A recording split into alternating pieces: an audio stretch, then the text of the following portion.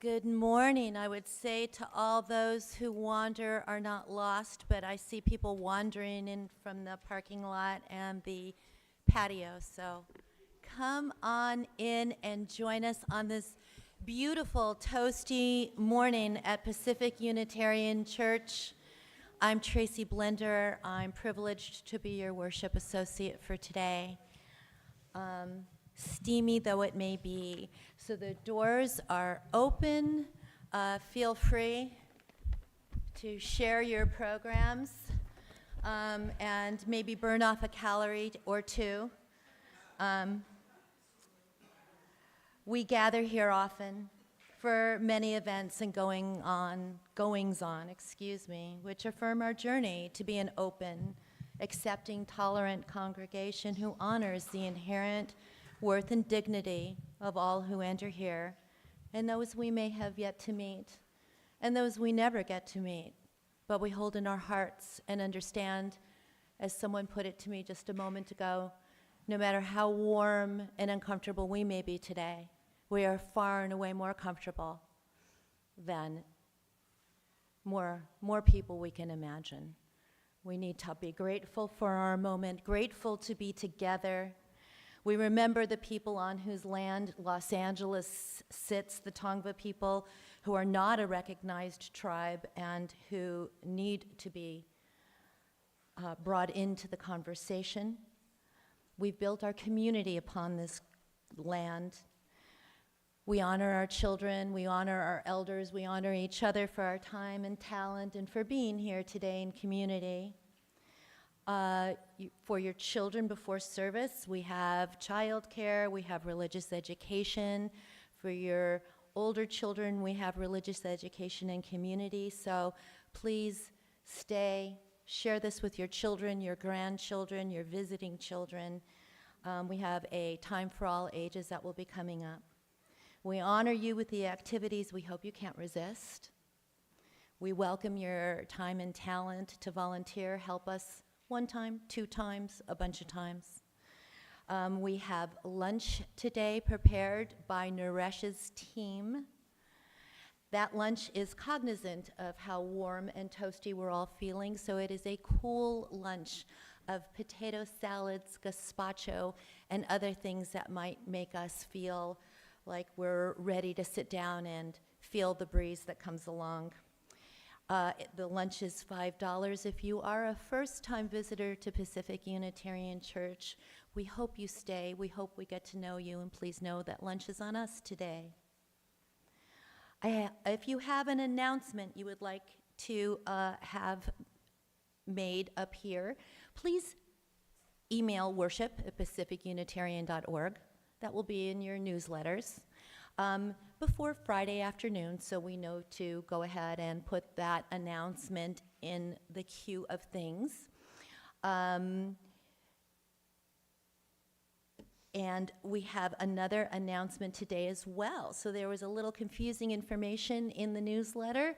It was talking about the chamber music concert. The date was correct. It's on the 15th, so next week, not today. And it said it was today, so thus the confusion is now cleared.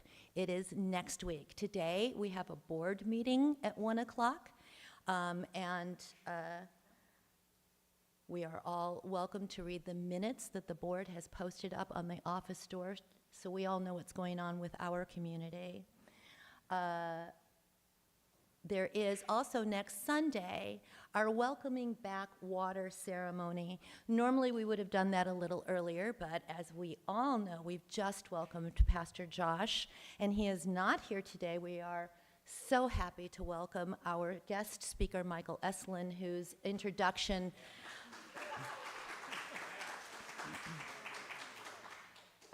will be coming in a moment. Pastor Josh and his wife Trish are moving into their home locally so that we will have them nearby, and we look forward to his being here and his wanting to put that water ceremony into a day that he would be here. This is water to have been brought from your travels over the summer as we didn't see each other. Many of us were in all kinds of different places. Maybe that water means whatever it means to you. I personally don't have a vial of water from the places that I visit. I don't know if you do, but that would be quite odd. So feel free to bring a water in a cup or a glass or from here, and let us know what it is representing next Sunday. It's a lovely, lovely service. And now I would like to bring up our Barbara so that she can talk to us about this box you've been seeing a lot. Can you come up here? Because the handheld mic is just not working yet. Sorry. There you go. Hi, everyone. I would like to say thank you for finishing up 2,000 postcards that are going out to Georgia and Florida. One of them, I can't remember which, has a new early date to vote, so we're going to get those out this week. Donna and I will stamp them. So if you bring your cards up, we will have the stamps. You don't have to pay for the stamps. I don't know why I have this, but there it is.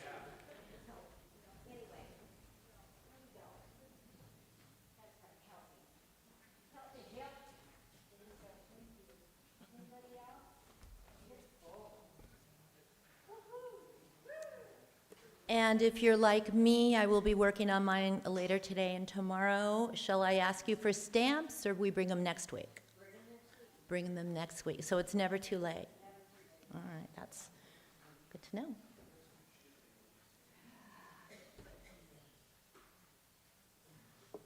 I am going to light our chalice now. If we could all take a deep breath and think about one of all of our favorite principles, I'm sure. Number 7, respect for the interdependent web of all existence of which we are a part. Because across this nation and in other countries, there are UU churches everywhere who light their chalice as they begin, and we are a part of that web. And though many of us haven't had the opportunity to go to General Assembly, it is a magnificent feeling to be in the room with thousands of Unitarians. And we remember right now that we are part of the Unitarian Universalist Association, located back east, and that we are part of this very important web of people who strive every day to be better and to understand more.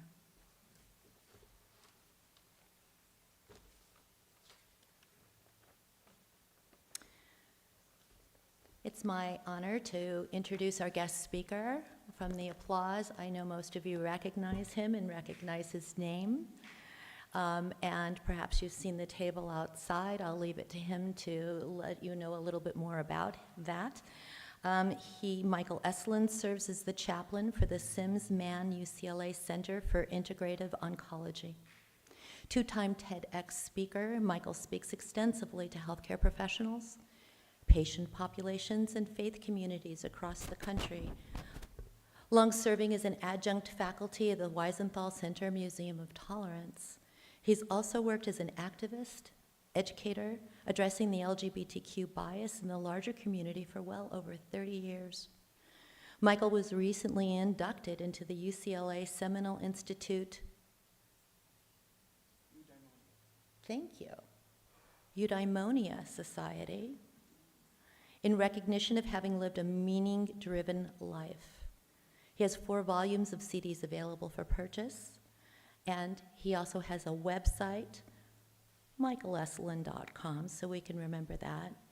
And I will look forward to him letting us know a little bit about what eudaimonia is. Am I the only one who doesn't know that word? Okay. Mr. Eselun.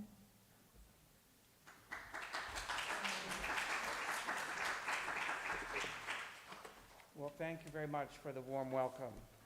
As opening words today, I've chosen words of Joseph Campbell from his book, Myths to Live By. Getting a little feedback here. We okay? Yeah. Okay. But to enjoy the world requires something more than mere good health and good spirits. For this world, as we all know, as we all now surely know, is horrendous.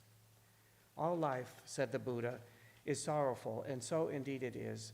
Life, consuming life, that is the essence of its being, which is forever a becoming. The world, said the Buddha, is an ever-burning fire, and so it is. And that is what one has to affirm with a yea, a dance, a knowing, solemn, stately dance of the mystic bliss beyond pain that is at the heart of every mythic rite. Please stand as you're willing and able to join me in singing our opening hymn, number 311, Let It Be a Dance.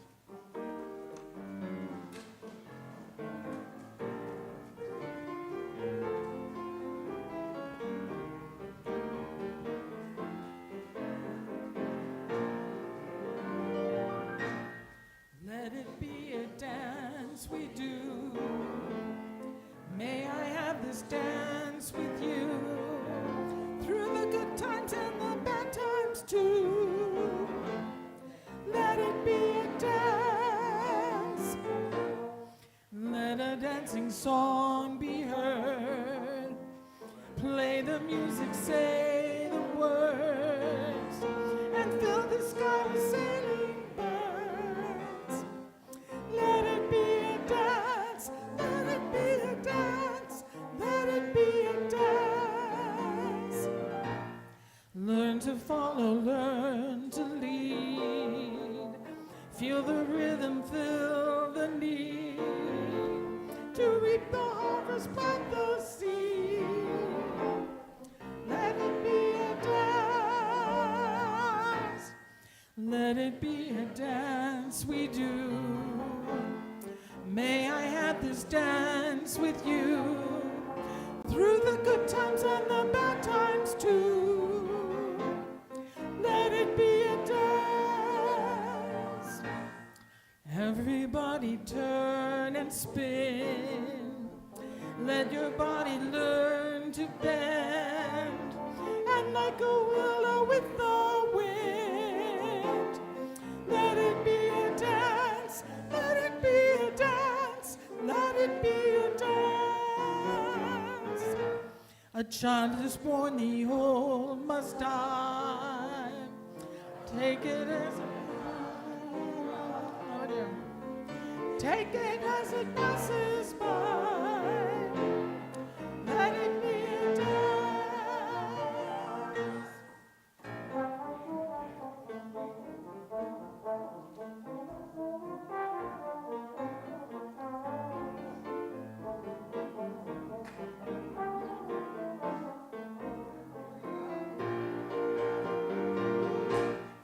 Let it be a dance we do.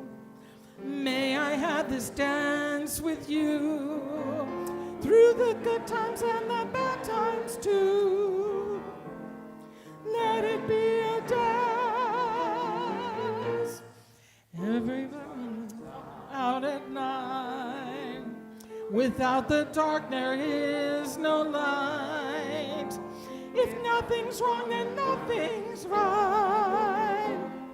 Let it be a dance. Let it be a dance. Let it be a dance. Let the sunshine, let it rain. Share the laughter, bear the pain. And round we go again. Let it be a dance.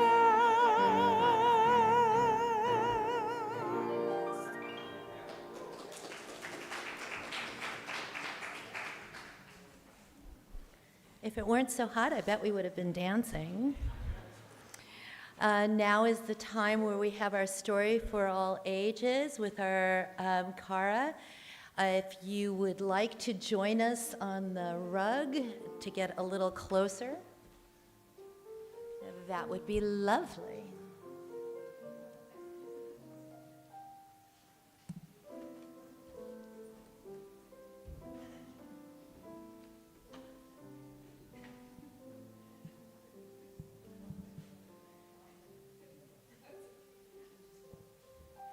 was just telling her I'm jealous of her fan.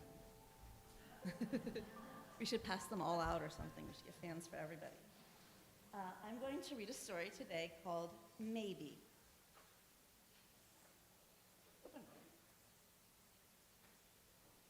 Have you ever wondered why you are here?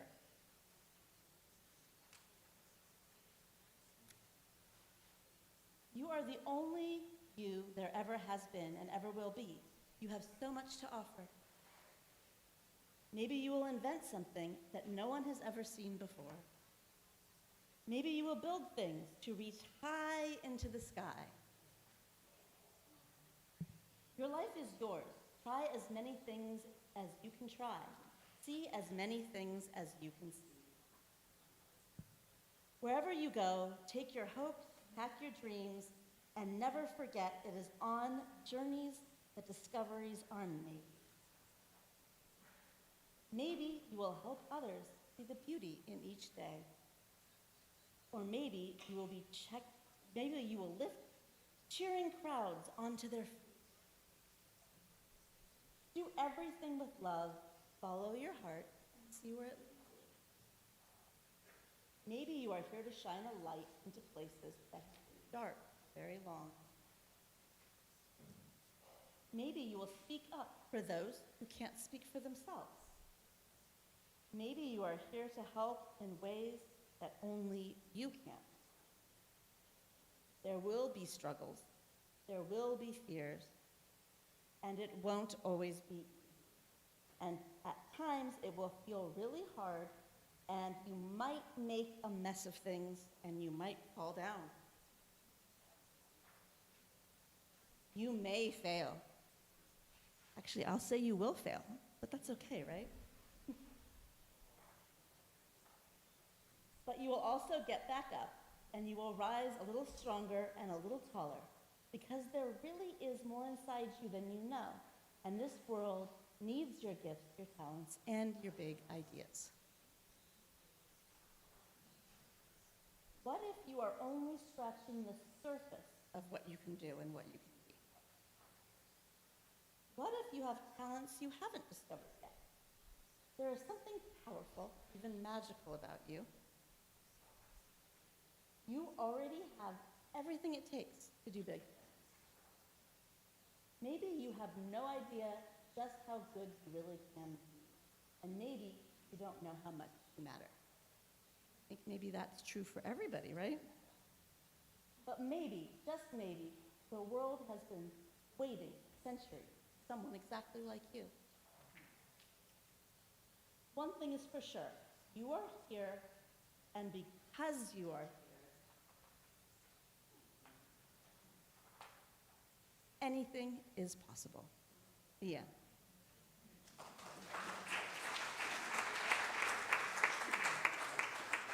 And now we'll sing our children. We'll sing everyone out.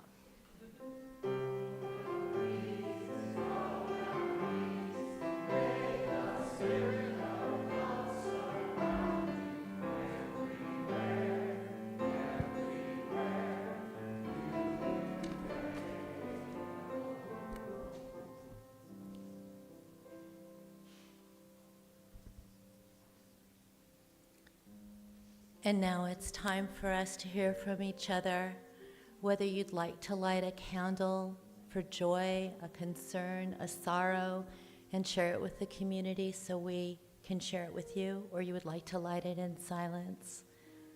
Please come up.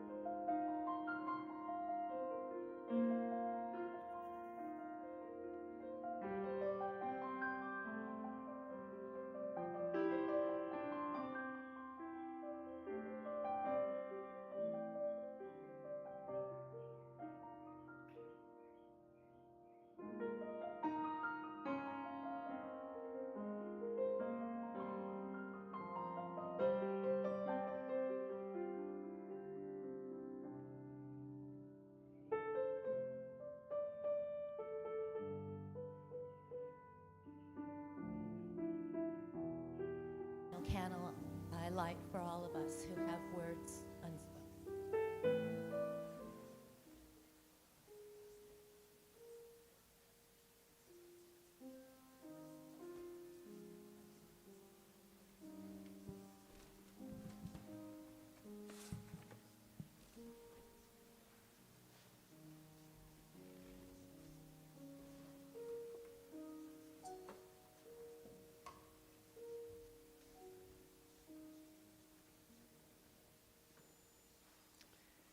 As we move into a silent time of reflection and contemplation, I invite you to get comfortable in your seat and perhaps close your eyes or dim them. And let's just take a few nice deep breaths together, filling up our bellies, inhaling and exhaling. As we breathe and release, I invite you to let the words of poet Nikki Giovanni wash over you before we move into a time of silence. To me, she speaks so beautifully to self-compassion in her poem, Choices. If I can't do what I want to do, then my job is to not do what I don't want to do. It's not the same thing, but it's the best I can do. If I can't love what I want, then my job is to want what I've got and be satisfied that at least there's something more to want. Since I can't go where I need to go, then I must go where the signs point, though always understanding parallel movement isn't lateral. When I can't express what I really feel, I practice feeling what I can express, and none of it is equal, I know. But that's why mankind alone, among the animals, learns to cry.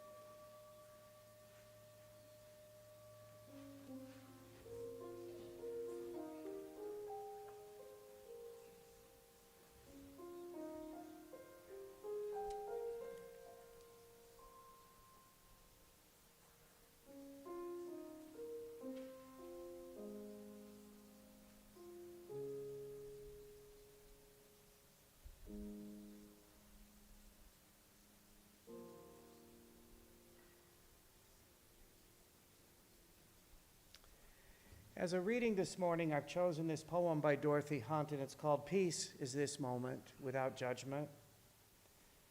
Do you think peace requires an end to war or tigers eating only vegetables?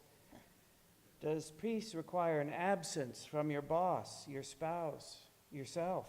Do you think peace will come some other place than here? Some other time than now? In some other heart than yours? Peace is this moment without judgment. That is all. This moment in the heart space where everything that is welcome. Peace is this moment without thinking that it should be some other way, that you should feel some other thing, that your life should unfold according to your plans. Peace is this moment without judgment. This moment in the heart space where everything that is welcome. Please join me in singing our centering hymn, number 100, I've Got Peace Like a River. I've got peace like a river, I've got peace like a river, I've got peace like a river in my soul. I've got peace like a river, I've got peace like a river, I've got peace like a river in my soul. I've got joy like a fountain, I've got joy like a fountain, I've got joy like a fountain in my soul. I've got joy like a fountain, I've got joy like a fountain, I've got joy like a fountain in my soul. I've got love like an ocean, I've got love like an ocean, I've got love like an ocean in my soul. I've got love like an ocean, I've got love like an ocean, I've got love like an ocean in my soul. I've got pain like an arrow, I've got pain like an arrow, I've got pain like an arrow in my soul. I've got pain like an arrow, I've got pain like an arrow, I've got pain like an arrow in my soul. I've got tears like the raindrops, I've got tears like the raindrops, I've got tears like the raindrops in my soul. I've got tears like the raindrops, I've got tears like the raindrops, I've got tears like the raindrops in my soul. I've got strength like a mountain, I've got strength like a mountain, I've got strength like a mountain in my soul. I've got strength like a mountain, I've got strength like a mountain, I've got strength like a mountain in my soul.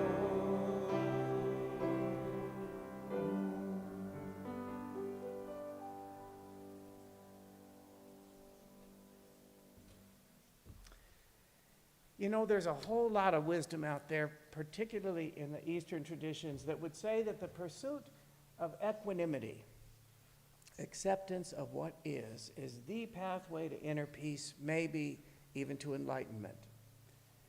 In fact, there's a Zen Buddhist maxim that would say the great way is easy, for one with no preferences. Simple, right? Yet, as an oncology chaplain every day, I walk beside folks for whom a cancer diagnosis is automatic entry into the veritable Olympics of acceptance. And Zen masters be damned, every patient I have walked beside most certainly had their preferences. They would have chosen anything other than this. Metastatic cancer at age 40, are you kidding me? I can't accept that. I can't accept it happened to me, that it happened to my family. I want my old life back. Even though resistance to what is, no matter what our circumstances, only solidifies and deepens our suffering, guarantees it, in fact, leaving us stranded miles away from any oasis we would ever call inner peace. At the same time, we live in a culture that absolutely reveres self-reliance and abhors what it perceives as self-pity. The thing is, that part of us that would characterize our feelings as self-pity is the very same part that would rob us of any experience of authentic self-compassion and in turn acceptance. The two go together. While I might have this lofty aspiration for equanimity, I'm also encumbered by all too human feelings of sorrow and grief and disappointment and devastation and resentment. What about equanimity for those feelings? Daryl is newly diagnosed with an aggressive sarcoma, but at this point, absolutely asymptomatic. It's kind of crazy making, Michael. I'm only sick because the doctor tells me I am. So I guess I should just carry on my life and live as normally as possible, right? Still, he's heard enough from his oncologist and read enough to have a sense of what's coming down the pike. And that leaves him scared, of course. But I don't dare feel those feelings, Michael. If I do, I'll go down a dark hole. I'll never come out. That's a pretty commonly held perception, that if I feel my feelings, they will take over and suck me under. What I have found to be true is the exact opposite.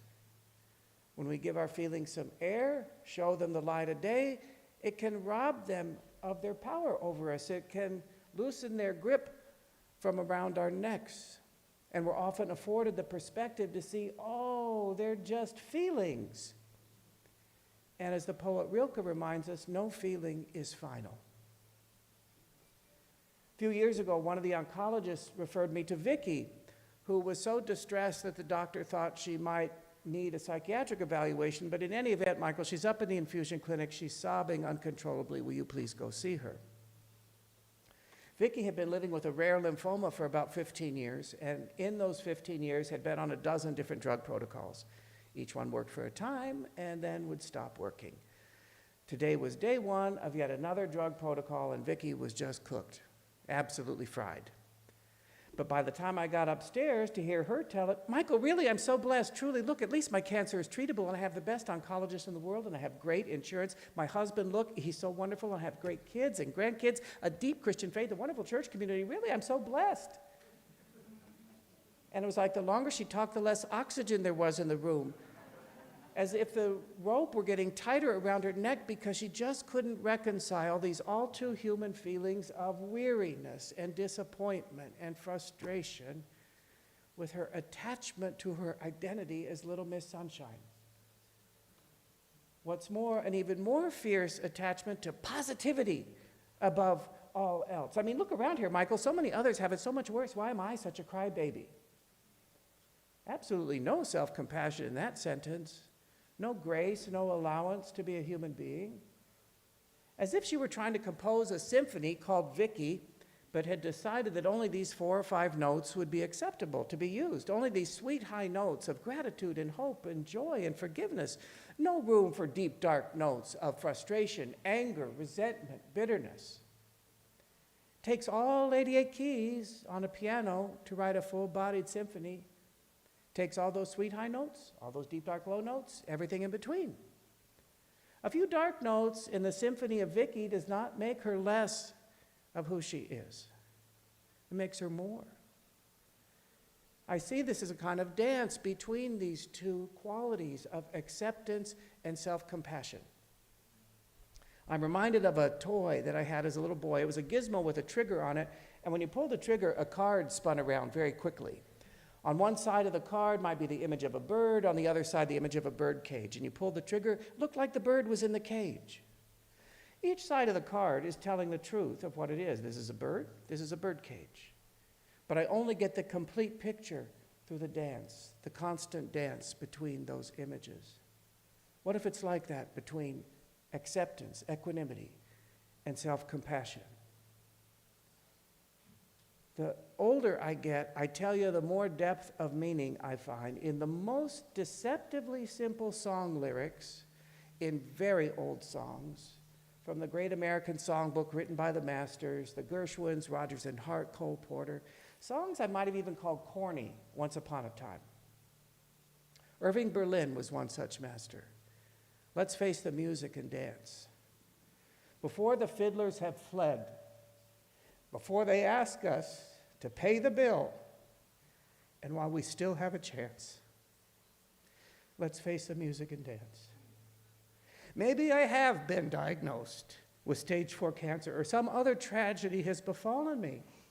Maybe it's incumbent upon me to accept it, yes, to face the music, if you will, but also to dance with it, to dance with all of it and all of the attendant feelings, the bitterness, the grief, the sorrow, the disappointment, the anger, and maybe even the love and hope that's buried in there too when everything else has been burnt away. And maybe through that dance, we can get a glimmer of equanimity and acceptance, and even find the great way that the Buddhists would call. A few years ago, I had a patient, Kelly, who would come to my spiritual reflection group every week, and she would often comment, "Michael, I hate that word acceptance. I don't accept that I have cancer. To me, that implies that I approve, and I don't approve. I will never approve. I acknowledge that I have cancer, but I don't accept it." A few years ago, I got a vivid exercise in acceptance. It was March of 2017, and I got to take the most splendid 2-week solo trip to Nepal and Bhutan.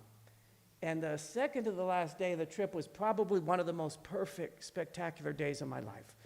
Along with my friend, my guide, Sai Wang, we hiked up to Tiger Nest Monastery outside of Paro, Bhutan. It's a magnificent 16th century Buddhist monastery, perilously and improbably hanging off the side of a mountain with this stunning view of the mountains in the valley below.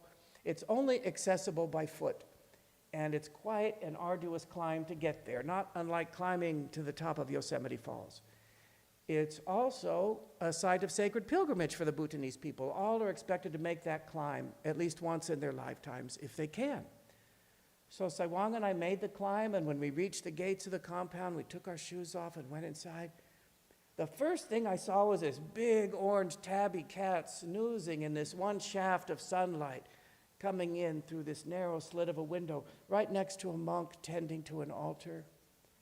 Sai Wang showed me around, and we sat down in the great hall and meditated for a time. And then we lit some butter lamp candles, sending up healing prayers for loved ones, my mom, family, beloved patients. With our spirits full to the brim, we descended back down the mountain, talking every step of the way, just about life, about everything. When I got to the bottom of the mountain, Sai Wang surprised me. He had arranged for a herbal hot stone bath in a wooden tub at the family farm of my driver, Sonam Tabgai. After this delirious soak, I got to enjoy a home-cooked meal with Sonam Tabgai and his beautiful family and with Sai Wang. Like I say, it was a perfect day. Next day, I was supposed to fly out of Paro back to Kathmandu, spend the night, and then catch my series of long flights home to Los Angeles over the next 30-some hours. I got up, I pulled the curtains back in my room, I couldn't believe my eyes. Oh my God, the whole landscape was covered in white. It had been snowing all night. Oh my God, it's so beautiful. And just think, Michael, if that had been yesterday, you wouldn't have been able to climb up to Tiger Nest. Aren't you lucky? And then it didn't stop snowing. Uh-oh.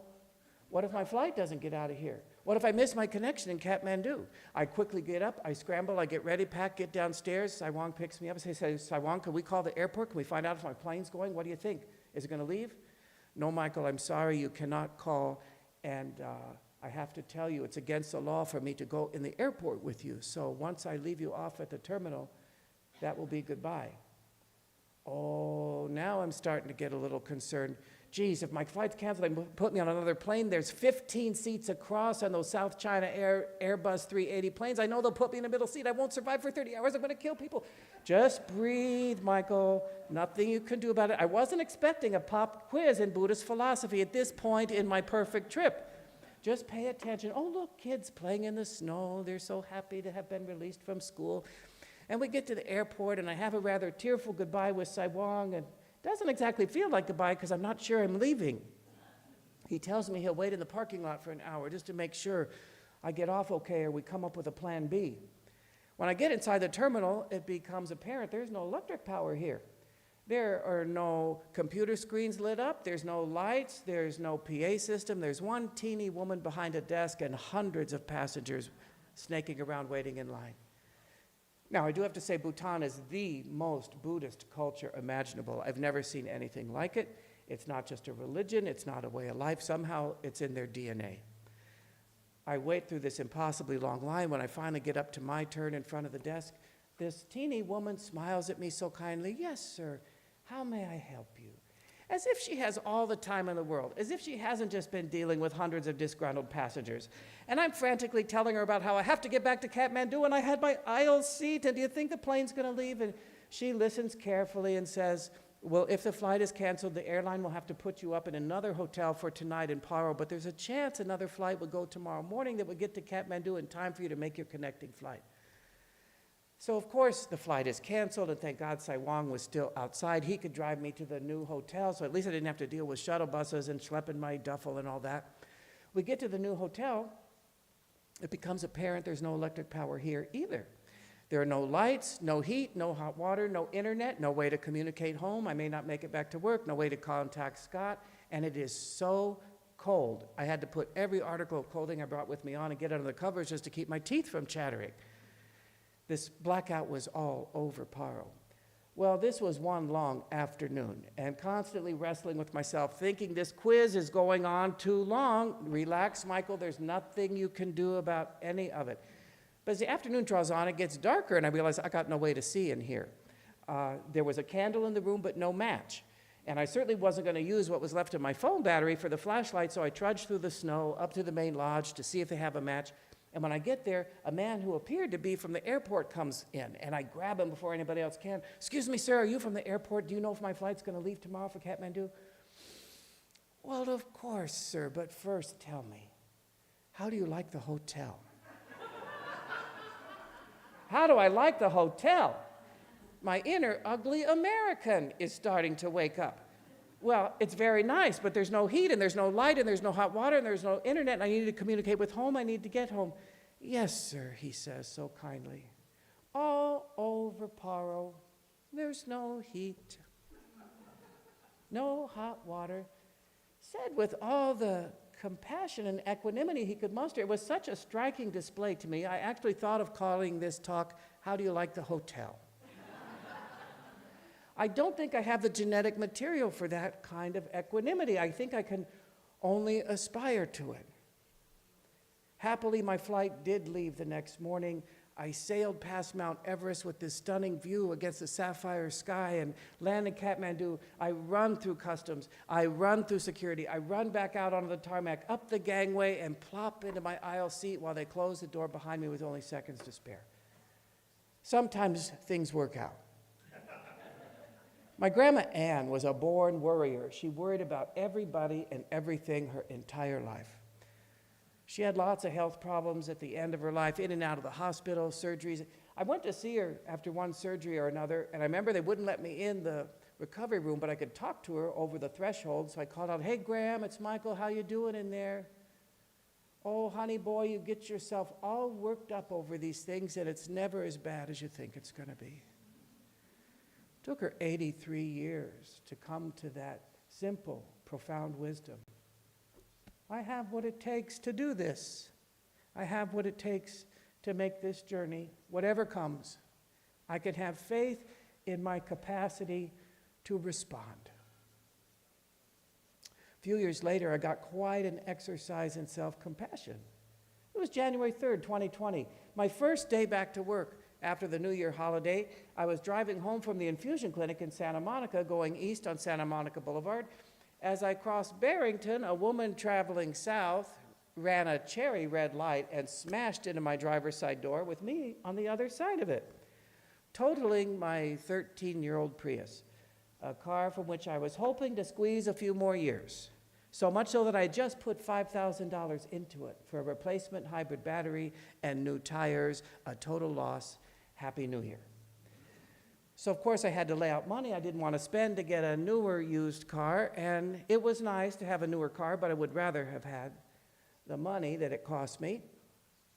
Christmas Eve 2020, the height of the pandemic, before the vaccines, we were all in lockdown. Do you remember how surreal that was? It was 5:30 Christmas Eve. Scott and I were home, and I heard what sounded like an explosion in front of the house. The whole house shook. What could that be? I ran outside. The whole neighborhood was already out there on the street. Some kid running a drug deal gone bad had smashed into my new car with such velocity that he knocked it clear in front of the neighbor's house. I screamed. I could not accept this reality. God bless Taylor next door, just the person you want in a scene like this. He gets all the information, he takes the pictures, he deals with the cops, he gets the insurance information while I'm just melting down all over the place. And he keeps saying, Michael, it's okay, Michael, it's okay. I finally snapped, Taylor, quit saying that. There's absolutely nothing about this that's okay. God bless Lisa across the street. She walked up right behind me, whispers into my ear, you're absolutely right, Michael. There's nothing about this that's okay. Sometimes you just need your feelings affirmed. You know what I mean? And I'm one who has a very low tolerance for injustice, particularly for what I perceive as spiritual injustice. I mean, look at what I do for a living, for Christ's sake. Is it too much to ask that I could have one car totaled, spend money I don't want to spend to get a replacement car, and keep that car nice for longer than 10 months? Apparently, yes. The answer to that question is always yes. It's too much to ask. And everyone I told about the incident responded, as you might imagine, oh, Michael, just be grateful you weren't in the car. At least you're safe. It's only a car. It's only material things. It's only money. And the more I heard it, the more I wanted to kill people. I knew they were right, of course, but I wasn't remotely close to that feeling or awareness. It took me a good week to come up with a word to accurately describe how I felt. I felt forsaken, spiritually forsaken, that somehow the universe as I had perceived it broke its contract with me. And because it was holiday time, the insurance company took a good week to come tow the wreckage away, so every day had to go out to get the mail, to get the newspaper. I was confronted with that wreckage, with the injustice of it, with the violence of it. And when they did finally come to tow it away, I'd gone out there to empty the glove box and get everything out of it, and they towed it away. I amazed myself. I just sobbed, as if they were wheeling my dead mother out of the hospital room. And I'm not a car person at all. I went in the house and just wept. Scott was so dear and just held me, and I was so embarrassed for carrying on. So I said, Scott, you know this isn't about the car, right? You know that. I know. I was bereft. I was forsaken. I'm a swimmer. I swim every day religiously, in part to stay fit, in partly to keep my sanity. During the pandemic, it was really hard to find a place to swim with the gyms closed.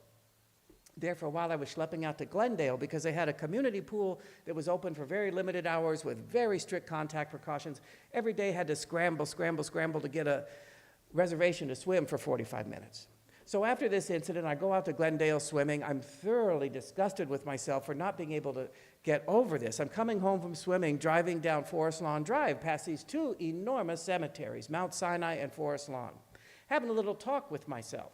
Look up there, Michael, there's hundreds of thousands of dead people. They'd give anything, I'll bet, to be back in a body dealing with something as stupid as your car. Doesn't that put this into some perspective? No. And with that, a kind of awakening, a realization, oh my God, if that doesn't jog me loose.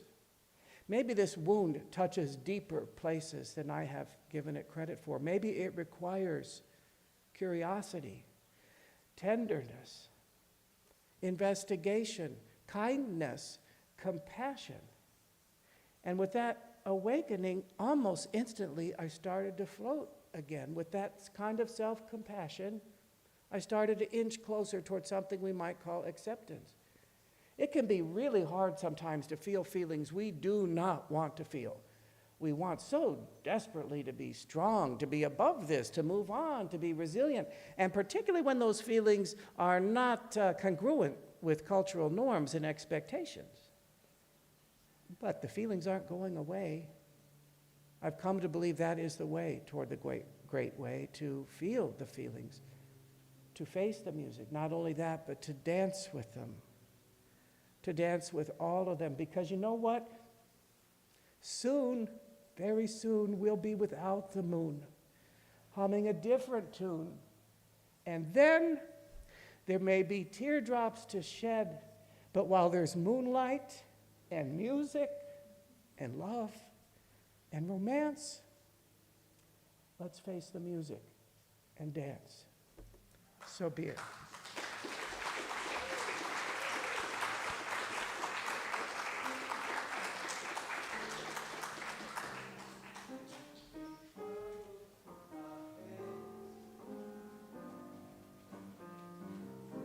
While there's moonlight and music and love and romance. Here we go. Let's face the music and dance. Before the fiddlers have fled, before they ask us to pay the bill, while we still have a chance. Here we go. Let's face the music and dance. Soon we'll be without this moon, humming a different tune, and then there may be teardrops to shed. So while there's moonlight and music and love and romance, let's face the music and dance. Let's face the music and dance.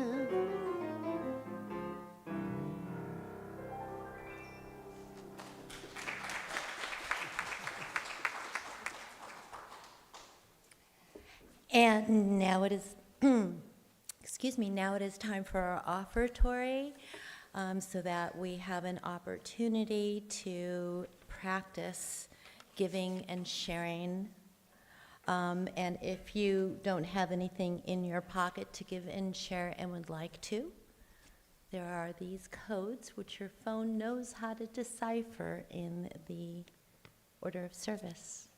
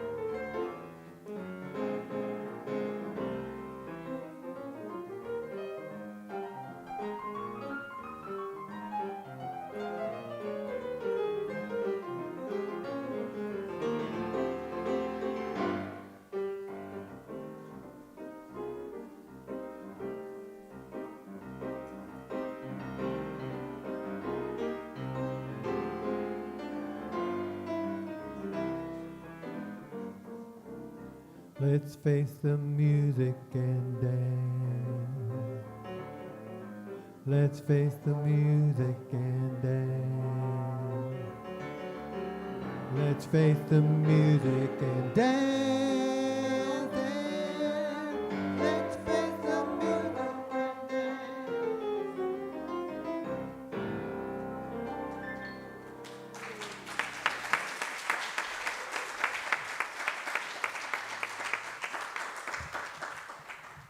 That is Rod Oakes, our member on the trombone over there, together with the musical stylings of Severin. Thank you so much, and thank you so much to our speaker. It's lovely to have you back. We are now going to do hymn 299, Make Channels for the Streams of Love.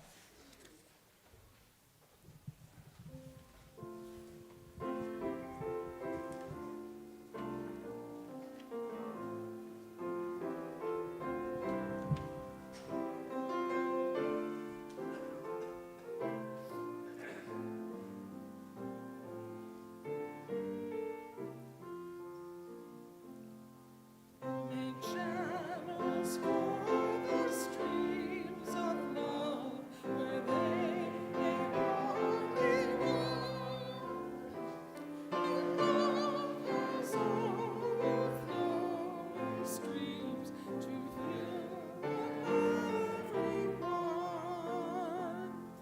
But if at any time we seize such channels to provide, the very fountains of love for us will soon be parched and dry. For we must share if we would keep this gift all else above. With things to give, receive, to have, such is the love of love.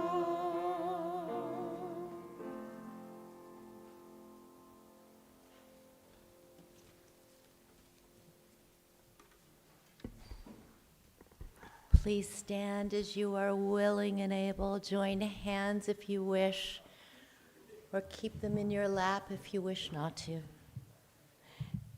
Because this church is dedicated to the proposition that behind all of our differences, beneath all our diversity, there really is a unity that makes us one and binds us forever together, in spite of time and death and the space between the stars. We pause in silent witness to that unity. May the blessing of love be upon you. May love's peace abide with you. May love's presence illuminate your hearts now and forevermore. So be it. Amen. Shalom. Salam. Namaste. And blessed be. And now, our service truly begins. Please be seated for our postlude. Every time it rains pennies from heaven. Don't you know each cloud contains pennies from heaven? You find your fortune falling all over town. Be sure that your umbrella is upside down. Trade them for a package of sunshine and flower. If you want the things you love, you must have showers. So if it starts to thunder, don't run under a tree, 'cause there'll be pennies from heaven for you and me.